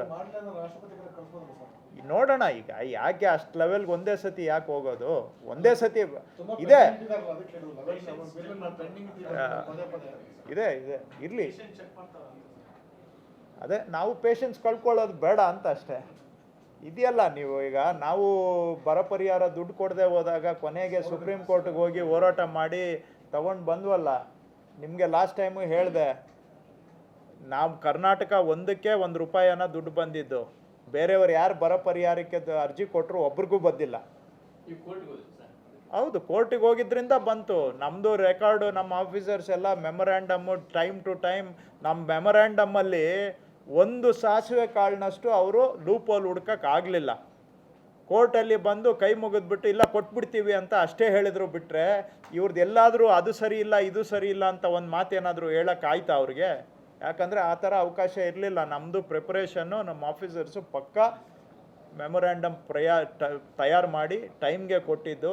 ನಮ್ಮದು ಪ್ರಿಪ್ರೇಷನ್ ಅಷ್ಟು ಪಕ್ಕಾ ಇತ್ತು, ಗ್ರೌಂಡ್ ರಿಪೋರ್ಟು ಅಷ್ಟು ಸರಿಯಾಗಿತ್ತು. ಸೊ ಹಾಗಾಗಿ ಅವರು ನಮ್ಮದ್ರಲ್ಲಿ ಯಾವುದು ಲೂಪಲ್ಲೂ ಹುಡ್ಕೋಕ್ಕಾಗಲಿಲ್ಲ. ಕೈ ಮುಗಿದು ಅವರೇ ಕೇಳ್ಕೊಂಡ್ರು, ಇಲ್ಲ ಒಂದು ವಾರ ಟೈಮ್ ಕೊಡಿ, 10 ದಿನ ಟೈಮ್ ಕೊಡಿ, ನಾವು ಕೊಟ್ಬಿಡ್ತೀವಿ ಅಂತ. ನಾವು ಸುಪ್ರೀಂ ಕೋರ್ಟ್ಗೆ ಹೋಗಿದ್ದಿದ್ರೆ ನಾವೇನಾದರೂ ಬರೀ ಕೈ ಕಟ್ಕೊಂಡು ಇವರು BJP ಅವ್ರು ಹೇಳ್ದಂಗೆ ಕೈ ಮುಕ್ಕೊಂಡಿರಿ ಅಂತ ಹೇಳ್ತಾ ಇದ್ದರೆ ನಮಗೆ ಸಿಕ್ಕಿತಾ ಇದ್ದಿದ್ದು ತಿರುಪತಿ ವೆಂಕಟರಮಣ ಸ್ವಾಮಿ ಗೋವಿಂದ. ಇನ್ನೊಂದು ರಿಕ್ವೆಸ್ಟ್ ಕಳಿಸಿರೋ ಸರ್, ಸಣ್ಣ ಮತ್ತು ಸಣ್ಣ ಮಾನದಂಡ ಬಂದು ಅದಕ್ಕೆ ಏನಾದರೂ ಬಂದ? ಇಲ್ಲ, ಅದು ಇನ್ನೂ ಡೇಟ್ ಬಂದಿಲ್ಲ. ನಾವು ಸ್ಟೇಟ್ಮೆಂಟ್ ಕೇಳಿದ್ರು, ಸ್ಟೇಟ್ಮೆಂಟ್ ನಾವು ಫೈಲ್ ಮಾಡಿದ್ದೀವಿ, ಅದಕ್ಕೆ ಅವ್ರು ರಿಪ್ಲೈ ಫೈಲ್ ಮಾಡ್ತೀವಿ, ಟೈಮ್ ಕೊಡಿ ಅಂತ ಕೇಳಿದರು. ಅದಾದಮೇಲೆ ಇನ್ನೂ ಏನು ಡೇಟ್ ಬಂದಿಲ್ಲ. ಬಟ್ ಇನ್ನೂ ಒಂದು ಇದು ಕೇಳಿ sir, changes in number of farmers to ಇದು small and marginal farmers. 16th finance ಕಮಿಷನ್ಗೂ ಅದನ್ನು ಏನಾಗಿದೆ ಇದು ಜನರಲ್ ಇವತ್ತು ಸದ್ಯಕ್ಕೆ ಅದು ಪ್ರಸ್ತುತ ಇಲ್ಲ, ಬಟ್ ಲಾಂಗ್ ಟರ್ಮಲ್ಲಿ ಇದು ಭಾಳ ಇಂಪಾರ್ಟೆಂಟ್ ಇಶ್ಯೂ ನಮ್ಮ ರಾಜ್ಯಕ್ಕೆ. ಕೇಂದ್ರ ಸರ್ಕಾರದಲ್ಲಿರೋ ಅವರ ವರದಿ ಪ್ರಕಾರ ಕರ್ನಾಟಕದಲ್ಲಿ 44% ರೈತರು ಅತಿ ಸಣ್ಣ ರೈತರು ಅಂತ ಇದೆ. ಆದರೆ ನಾವು ಗ್ರೌಂಡ್ ಲೆವೆಲಲ್ಲಿ ಹೋಗಿ ರಾಜ್ಯದಲ್ಲಿ ಎಲ್ಲ ಕಡೆ ಓಡಾಡಿ ನಾವು ನೋಡಿದಾಗ ಆಲ್ಮೋಸ್ಟ್ 70% ಕರ್ನಾಟಕದಲ್ಲಿ ಅತಿ ಸಣ್ಣ ರೈತರಿದ್ದಾರೆ. 30% ಮಾತ್ರ ಮಧ್ಯಮ ದೊಡ್ಡ ರೈತರಿದ್ದಾರೆ. ಆದರೆ ಇದನ್ನು ನಾವು ಕೇಂದ್ರ ಸರ್ಕಾರಕ್ಕೆ ಎಷ್ಟು ಬಾರಿ ಹೇಳಿದರೂ ಕೂಡ ಅವರಿಲ್ಲ, ನಮ್ಮ ಹತ್ರ 44% ಇದೆ ಅಂತ ಅವರು ಅದನ್ನೇ ವಾದ ಮಾಡ್ತಾ ಇದ್ದಾರೆ. ನಾವು ಅವರಿಗೆ ಬೇರೆ ಡೇಟಾ ಕೊಟ್ಟಿದ್ದೀವಿ, ಯಾವುದು ಫ್ರೂಟ್ಸು ಮತ್ತು ಕಿಸಾನ್ದು ಡೇಟಾ ಕೊಟ್ಟಿದ್ದೀವಿ. ಆದರೂ ಕೂಡ ಅವರು ಅದನ್ನು ಒಪ್ತಾ ಇಲ್ಲ. ಈಗ ನಾವು ಹೇಗೂ RTCಗೆ ಆಧಾರ್ ಸೀಡಿಂಗ್ ಮಾಡ್ತಾ ಇರೋದ್ರಿಂದ ಬಹುಶಃ ಅದು ಪ್ರಾಸೆಸ್ ಕಂಪ್ಲೀಟ್ ಆದರೆ ಅದರಲ್ಲಿ ನಮಗೆ 100% ಕರೆಕ್ಟ್ ಪಿಕ್ಚರ್ ಸಿಗುತ್ತೆ. ನಮ್ಮ ಪ್ರಕಾರ ರಾಜ್ಯದಲ್ಲಿ ಈಗ ಇಲ್ಲಿವರೆಗೂ ಆಧಾರ್ ಸೀಡಿಂಗ್ ಮಾಡಿರೋದ್ರಲ್ಲಿ 70% and above small and marginal ಫಾರ್ಮರ್ಸೇ ಬರ್ತಾ ಇದ್ದಾರೆ. ಎನಿವೆ ಅದು ಇನ್ನೊಂದು 15-20 ದಿನದಲ್ಲಿ ಕಂಪ್ಲೀಟ್ ಮಾಡ್ತೀವಿ. ಅದು ಇವತ್ತು ಅದನ್ನು ಯಾಕೆ ಮಿಕ್ಸ್ ಮಾಡೋದು ಅಂತ ಆ ಸಬ್ಜೆಕ್ಟ್ಗಳಿಗೆ ಹೋಗಲಿಲ್ಲ ನಾನು. 4,05,00,000 ಟಾರ್ಗೆಟು, ಅದರಲ್ಲಿ ಈಗ ಆಲ್ಮೋಸ್ಟ್ 3 ಕೋಟಿ ವೆರಿಫೈ ಮಾಡಿದ್ದೇವೆ, ಇನ್ನೊಂದು ಕೋಟಿ ಬ್ಯಾಲೆನ್ಸ್ ಉಳಿದಿದೆ. ಅಂದರೆ ಆಧಾರು 3 ಕೋಟಿ ಸೀಡಿಂಗ್ ಮಾಡೋಕ್ಕಾಗಲ್ಲ, ಯಾಕೆ ಅಂದರೆ 40 ಲಕ್ಷ ಜನ ಸತ್ತೋಗಿದ್ದಾರೆ, ಅವರು ಸತ್ತೋಗಿರೋರ ಹೆಸರಿನಲ್ಲಿ ಖಾತೆ ಇದೆ. ಇನ್ನು 40 ಲಕ್ಷ ಪ್ರಾಪರ್ಟಿ ಅಗ್ರಿಕಲ್ಚರ್ ಪ್ರಾಪರ್ಟಿಯಾಗಿ ಉಳಿದಿಲ್ಲ, ಎಲ್ಲ ಸೈಟ್ಗಳು ಮಾಡಿ ಮಾರಾಕಿದ್ದಾರೆ. ಪಾಣಿಯಲ್ಲಿ ಮಾತ್ರ ಕೃಷಿ ಭೂಮಿ ಅಂತ ಇದೆ. ಸೊ ಇವೆಲ್ಲ ಡಿಡಕ್ಟ್ ಮಾಡಿದರೆ ಒಂದು 2.25 ಕೋಟಿ ಅಷ್ಟು ಸೀಡಿಂಗ್ ಆಗಿದೆ. ಇನ್ನೂ ಮಾಡಬೇಕು, ಇನ್ನೂ 1 ಕೋಟಿ ವೆರಿಫಿಕೇಷನ್ಗೆ ಬಾಕಿ ಇದೆ. ಇನ್ನೇನಾದರೂ ಇದೆಯಾ? ಇನ್ನೊಂದು ಈ ತಿಂಗಳು ಎಂಡ್ಗೆ ಅಂತ ನಾನು ಡೆಡ್ಲೈನ್ ಕೊಟ್ಟಿದ್ದೆ. ಇನ್ನೊಂದು ಸ್ವಲ್ಪ ಎಕ್ಸ್ಟೆನ್ಷನ್. ಕೆಲವು ಜಿಲ್ಲೆಗಳಲ್ಲಿ ಏನಾಯಿತು, ಮಳೆಯಿಂದ 1 ತಿಂಗಳು ಏನು ಕೆಲಸ ಮಾಡೋಕ್ಕಾಗಲಿಲ್ಲ. ಸೊ ಮಳೆ ಅದು ಇದು ಬಂದು ಸ್ವಲ್ಪ ಡಿಲೇ ಆಗಿದೆ. ಇನ್ನೊಂದು 15 ದಿನ, ಈ ತಿಂಗಳು ಎಂಡಿಗೆ ನಾನು ಕೊಟ್ಟಿದ್ದೆ deadline. Submitted to will submit it to central government. That ಅವರು ನಾವು ಇಲ್ಲಿವರೆಗೂ ಕೊಟ್ಟಿರೋದು ಅಥೆಂಟಿಕ್ ಡೇಟಾನೇ, ಬಟ್ ಅವರು ಅದನ್ನು ಏನೋ ನೆಪ ಕೊಟ್ಟು ಡಾಡ್ಜ್ ಮಾಡ್ತಾ ಇದ್ದಾರೆ. ಬಟ್ ಆಧಾರ್ ಅಥೆಂಟಿಕೇಶನ್ ಆದಮೇಲೆ ದೇ ಕಾಂಟ್ ರೆಫ್ಯೂಸ್ ಇಟ್ ಅವರು.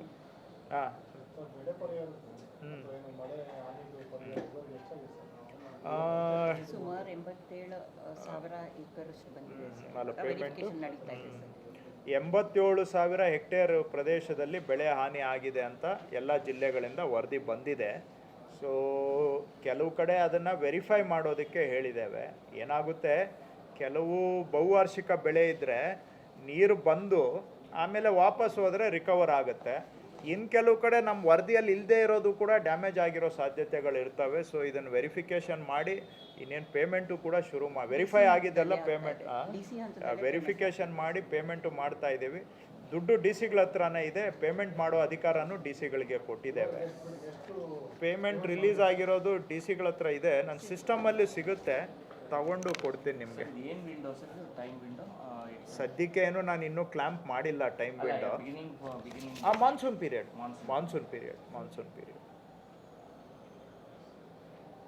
ಅಲ್ಲ, ಪೇಮೆಂಟ್ ಆಗಿರೋ ಡೀಟೇಲ್ಸ್ ಇನ್ನು ನಮ್ಮ ಹತ್ರ. ಪೇಮೆಂಟ್ ಇವಾಗ ಪ್ರಾರಂಭ ವೆರಿಫಿಕೇಶನ್ ಮಾಡಿ ಪೇಮೆಂಟು ಬಟನ್ ಒತ್ತೋದು ಅಷ್ಟೇ, DBT ಅಕೌಂಟ್ಗೆ ಹೊಟ್ಟೋಗುತ್ತೆ. ಡೇಟಾ ವೆರಿಫಿಕೇಷನ್ನು ಡೇಟಾ ಎಂಟ್ರಿನೇ ಇಂಪಾರ್ಟೆಂಟ್, ಅದೇ ಸ್ವಲ್ಪ ಟೈಮ್ ತಗೊಳ್ಳಿ. ಇಲ್ಲ, ಮತ್ತೆ ಈಗ ಮುಂದೆ ಮಳೆ, ಮುಂದಿನ ತಿಂಗಳೇನೋ ಮಳೆ ಬಂದು ಮತ್ತೆ ಡ್ಯಾಮೇಜ್ ಆದರೆ ಮತ್ತೆ ಅದಕ್ಕೆ ಅವಕಾಶ ಇದೆ. ಮತ್ತೊಮ್ಮೆ ರಿವ್ಯೂ ಮಾಡ್ತಾ ಓಕೆ, ಕುಮಾರಸ್ವಾಮಿ ಮೇಲೆ ಅಲಿಗೇಷನ್ ಮಾಡಿದ್ರು ಮೊನ್ನೆ ಏನಂತ? ಕುಮಾರಸ್ವಾಮಿ ಅವರು ಬಡ ಪಕ್ಷದ ಬಗ್ಗೆ ಮಾತಾಡ್ತಾ ಇದ್ರಲ್ಲ ಅವಾಗ ಕೃಷ್ಣ ಬೈರೇಗೌಡರು ಅವರ ಬಾಬಾಯಿನ ಹೆಸರಲ್ಲಿ ಏನೇನು ಅಕ್ರಮ ಮಾಡಿದ್ರೆ ಬಿಚ್ಚಿಡ್ಬೇಕಾ ಅಂತ ಬಿಚ್ಚಿಡ್ಲಿ ಬಿಡಿ. ನೋಡಿ, ಏನಾದರೂ ಇದ್ರೆ ನಾವು ಹೇಳಬೇಕು. ಅದು ಬಿಟ್ಬಿಟ್ಟು ಈಗ ಬುಟ್ಟಿಯಲ್ಲಿ ಇದಿದೆ ಬುಸ್ ಬುಸ್ ಬುಸ್ ಅನ್ನೋದ್ರ ಬದಲು ಅದು ಏನಿದೆ ಬುಟ್ಟಿ ಒಳಗಿರೋದನ್ನ ಬಿಚ್ಚಿಟ್ರೆ ಒಳ್ಳೇದು. ಸ್ವಾಗತ ಮಾಡ್ತೇವೆ. ಪೆನ್ ಡ್ರೈವ್ ಅಲ್ವಾ? Correct, pen drive. ಸರ್, ಜೈಲಿನಲ್ಲಿ ಕೈದಿಗಳಿಗೆ ರಾಜಾತಿಥ್ಯ ಸಿಗ್ತಾ ಇದೆ ಅಂತ ಫೋಟೋಗಳು ಕೂಡ ವೈರಲ್ ಆಗಿದೆ. ನಾನು ಇವತ್ತು ಪೇಪರಲ್ಲಿ ನೋಡಿದೆ, ತಪ್ಪು. ಆ ಥರ ಯಾರಿಗೇ ಆಗಲಿ, ಒಬ್ಬರು ಕಾನೂನಲ್ಲಿ ಯಾರು ಕೂಡ ಸ್ಪೆಷಲ್ ಇಲ್ಲ. ಕೆಲವರಿಗೆ ಸ್ಪೆಷಲ್ ಟ್ರೀಟ್ಮೆಂಟ್ ಕೊಡೋದು ತಪ್ಪು. ಅದು ಆಗಿದ್ದರೆ ನನಗೆ ಏನು ಇವತ್ತಿನ ರಿಪೋರ್ಟ್ ಏನಿದೆ ಗೊತ್ತಿಲ್ಲ. DG ಪ್ರಿಸನ್ಸ್ ಅವರು ನಾನು ಇನ್ವೆಸ್ಟಿಗೇಷನ್ ಮಾಡಿಸ್ತೀನಿ ಅಂತ ಸ್ಟೇಟ್ಮೆಂಟ್ ಕೊಟ್ಟಿದ್ದನ್ನು ನಾನು ನೋಡಿದ್ದೇನೆ. ಸೊ ಅವ್ರು ಇನ್ವೆಸ್ಟಿಗೇಷನ್ ಮಾಡೋದಕ್ಕೆ ಮೊದಲೇ ನಾನು ಮಾತಾಡೋದು ತಪ್ಪಾಗುತ್ತೆ. ಆದರೂ ಕೂಡ ಔಟ್ ಆಫ್ ಪಬ್ಲಿಕ್ ಕನ್ಸರ್ನ್ ನಾವು ಹೇಳೋದೇನೆಂದರೆ, ಈ ಥರ ಕೆಲವ್ರಿಗೆ ರಾಯಲ್ ಟ್ರೀಟ್ಮೆಂಟು, ಸ್ಪೆಷಲ್ ಟ್ರೀಟ್ಮೆಂಟ್ ಕೊಡೋದು ಖಂಡಿತ ತಪ್ಪು. ಅದರಲ್ಲೂ ಮರ್ಡರ್ ಕೇಸಲ್ಲಿರೋರು ಅವ್ರು ಯಾರನ್ನ ದೊಡ್ಡವರಾಗಿರಲಿ ಚಿಕ್ಕವರಿರಲಿ, ಒಬ್ರಿಗೊಂದು ಕಾನೂನು ಇನ್ನೊಬ್ರಿಗೆ ಇನ್ನೊಂದು ಕಾನೂನು. ಡೆಫಿನೆಟ್ಲಿ ನಾವಂತೂ ಅದನ್ನು ಒಪ್ಪೋದಿಲ್ಲ. ಈ ಥರ ಸಂಸ್ಕೃತಿ ಇರಬಾರ್ದು, ನನ್ನ ಸ್ಪಷ್ಟ ಅಭಿಪ್ರಾಯ. ಇದು ಏನಾಗಿದೆ ಅಂತ ನನಗೆ ಇನ್ನೂ ಗೊತ್ತಿಲ್ಲ ಸ್ಪಷ್ಟವಾಗಿ. ಅವರು ತನಿಖೆ ಮಾಡಿ ಈ ಥರ ಘಟನೆ ನಿಜವಾಗಿ ನಡೆದಿದ್ದೇ ಆದರೆ ಅದಕ್ಕೆ ಯಾರು ಈ ಥರದಕ್ಕೆಲ್ಲ ಅಲೋ ಮಾಡಿದ್ದಾರೆ ಅವ್ರ ಮೇಲೆ ಕ್ರಮ ತೆಗೆದುಕೊಳ್ತಾರೆ DG ಪ್ರಿಸನ್ಸ್ ಅವರು ಅಂತ ಅವ್ರ ಮೇಲೆ ನಾನು ವಿಶ್ವಾಸ, ನಂಬಿಕೆ ಇಟ್ಕೊಂಡಿದ್ದೇನೆ. ಈ ಥರ ಬಿಡಬಾರ್ದು. ಈಗ ನೀವು ಎಲ್ಲರನ್ನೂ ಸಮಾನ, ಕಾನೂನು ಮುಂದ್ಗಡೆ ಎಲ್ಲರನ್ನೂ ಸಮಾನ ಅಂತ ನಾವು ಎಲ್ಲ ಸಂದರ್ಭದಲ್ಲಿ ಮಾತಾಡ್ತೇವೆ. ಅದು ಈ ಸಂದರ್ಭದಲ್ಲಿ ಕೂಡ ಜಾರಿ ಆಗಬೇಕು. ಕೆಲವು ಸಂದರ್ಭದಲ್ಲಿ ಕೋರ್ಟ್ಗೆ ನಾವು ಕೇಳಿಕೊಂಡು ಕೆಲವು ಪ್ರಿವಿಲೇಜಸನ್ನು ತಗೊಳ್ಬೋದು, ಅದು ಕಾನೂನಲ್ಲಿ ಅವಕಾಶ ಇದೆ. ಅದನ್ನು ಬಿಟ್ಬಿಟ್ಟು ನಮ್ಮ ಮರ್ಜಿಗೆ ತಕ್ಕ ಹಾಗೆ ಸ್ಪೆಷಲ್ಲು ಈ ಥರ ಎಲ್ಲ ಪ್ರಿವಿಲೇಜ್ ಕೊಡೋದು ತಪ್ಪು. ಸರ್, ಸರ್ಕಾರದಲ್ಲಿರುವಂಥ ಸಚಿವರುಗಳು ಮತ್ತು ಕೆಲವರು ಒತ್ತಡದಿಂದಾಗಿ ಅವರಿಗೆ ಸೌಲಭ್ಯ ಕೊಟ್ಟಿದ್ದಾರೆ ಅಂತ ಆರೋಪ ಇದೆ. ಗೊತ್ತಿಲ್ಲ ಆ ಥರ ಏನೋ. ಈಗ ಅದರ ಹಿಂದೆ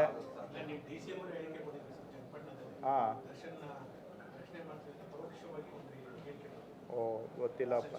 ಅನ್ಯಾಯ ಆಗಿದ್ರೆ ಸರಿಪಡಿಸ್ತೀನಿ ಅಂತ ದರ್ಶನ್ ಅಭಿಮಾನಿಗಳು ಬಹಿರಂಗ ವೇದಿಕೆ ಸರ್ಕಾರದ ವೈಫಲ್ಯನ ಇಲ್ಲ ಸರ್ಕಾರದ ವೈಫಲ್ಯ ಅಂತ ಹೇಳಲಿಕ್ಕಾಗೋದಿಲ್ಲ. ಯಾರು ಜವಾಬ್ದಾರಿದ್ದಾರೆ ತನಿಖೆಯಿಂದ ಗೊತ್ತಾದ ಮೇಲೆ ನಾವು ಕಾಮೆಂಟ್ ಮಾಡ್ಬೋದು. ನಮ್ಮಲ್ಲಿ ಯಾರಾದರೂ ಕಾರಣಕರ್ತರು ಅಂತ ಸ್ಪಷ್ಟವಾಗಿ ಸಾಕ್ಷಿ ಇದ್ದರೆ ನಾವು ಏನಾದರೂ ಹೇಳ್ಬೋದು. ಬರೀ ಶಶಿಕಲಾ ನಟರಾಜನ್ಗೆ ಇದೇ ತರ ರಾಜಾತಿಥ್ಯ ಕೊಟ್ಟಿದ್ರು, ಜೈಲರ್ಗಳಿಗೆ ಕೋಟಿಗಟ್ಟಲೆ ದುಡ್ಡು ಕೊಟ್ಟಿದ್ರು, ಅವ್ರು ಮಾಡಿದ್ರು. ಹೌದು, ಅದೇ ಆ ರಿಪೋರ್ಟ್ ಅನ್ನು ಇಂಪ್ಲಿಮೆಂಟ್ ಮಾಡಿಲ್ಲ, ಮತ್ತೆ ಏನೋ ಮಾಡಿದ್ರು ಅಂತ ಗೊತ್ತಿಲ್ಲ. ನೀವು ಹೇಳೋದು ಅಷ್ಟು ಜ್ಞಾಪಕ ಇದೆ, ಬಟ್ ಆಮೇಲೆ ಏನಾಯಿತು ಅನ್ನೋದು ನನಗೂ ಕೂಡ ಕರೆಕ್ಟ್ ಜ್ಞಾಪಕ ಇಲ್ಲ. ಅದು ನಡೆದಿದ್ದು ಆಮೇಲೆ ಜಡ್ಜು ಅದು ಇದು ಎಲ್ಲ ಅಷ್ಟು ಸ್ವಲ್ಪ ದೊಡ್ಡದಾಗಿ ಜ್ಞಾಪಕ ಇದೆ. ಡೀಟೇಲ್ ನನಗೆ ಇನ್ನೂ ಕರೆಕ್ಟ್ ಜ್ಞಾಪಕ ಇಲ್ಲ. ಓಕೆ, ಹಾಂ. ಈ ಆರೋಪ ಇವತ್ತಲ್ಲ, ನಾನು ಚಿಕ್ಕವನಿದ್ದಾಗಿಂದನೂ ಕೂಡ ಜೈಲಲ್ಲಿ ಇವೆಲ್ಲ ನಡೀತವೆ ಅನ್ನೋದು, ಅದರಲ್ಲೂ ಎಸ್ಪೆಷಲಿ ಪರಪ್ ನಗರದಲ್ಲಿ ಏನೆಲ್ಲ ನಡೆಯುತ್ತೆ ಅನ್ನೋದು ಬಹುಶಃ ಸತ್ಯ ಅಂತ ಹೇಳ್ಬೇಕಾಗತ್ತೆ. ಯಾಕೆಂದರೆ ಇದು ಒಂದು ಸತಿ ಎರಡು ಸತಿ ಅಲ್ಲ. ನಾನು ಕಾಲೇಜ್ ಹೋಗೋವಾಗಿಂದನೂ ಕೂಡ ಇವುಗಳನ್ನ ಕೇಳ್ತಾ ಇದ್ದೀವಿ. ಆವಾಗಿಂದನೂ ಕೂಡ ಜೈಲಿನಲ್ಲಿ ಕೆಲವ್ರಿಗೆ ಮೊಬೈಲ್ ಫೆಸಿಲಿಟಿ ಕೊಡೋದು, ಕೆಲವ್ರಿಗೆ ಬಿರಿಯಾನಿ, ಕೆಲವ್ರಿಗೆ ಇನ್ನೂ ಬೇರೆ ಬೇರೆ ಎಲ್ಲ ಸಾಮಾನು ಸರಂಜಾಮುಗಳು ಎಲ್ಲ ಸಪ್ಲೈ ಆಗ್ತವೆ ಅನ್ನೋ ಆರೋಪಗಳು ಕೇಳಿ ಬರ್ತಾನೇ ಇದ್ದಾವೆ. ಅಲ್ಲಿ ವ್ಯವಸ್ಥೆನೇ ಮೊದಲಿಂದಾನೇ ಈ ಥರ ವ್ಯವಸ್ಥೆ ನಡ್ಕೊಂಡು ಬಂದಿದೆ. ದುರಾದೃಷ್ಟ ಆಗಬಾರ್ದು, ಆದರೆ ಇವೆಲ್ಲ ಪಾರ್ಟ್ ಆಫ್ ದ ಸಿಸ್ಟಮ್ ಆಗಿಬಿಟ್ಟಿದೆ ಈಗ. ದುರಾದೃಷ್ಟ. ಥ್ಯಾಂಕ್ ಯು ಎಲ್ಲರಿಗೂ ಕೂಡ. ಗ್ಯಾರಂಟಿ ನ್ಯೂಸ್, ಸುದ್ದಿ ಖಚಿತ, ನ್ಯಾಯ ನಿಶ್ಚಿತ.